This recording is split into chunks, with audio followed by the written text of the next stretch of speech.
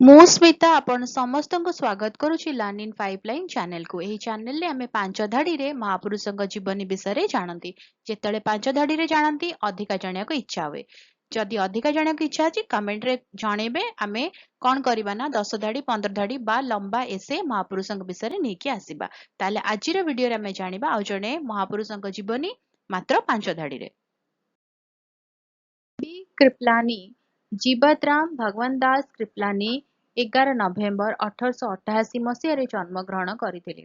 ସେ ଆଚାର୍ଯ୍ୟ कृपलानी ଭାବରେ ମଧ୍ୟ ଜଣାଶୁଣା ଓ ସେ ଥିଲେ ଜଣେ ଭାରତୀୟ ରାଜନେତା।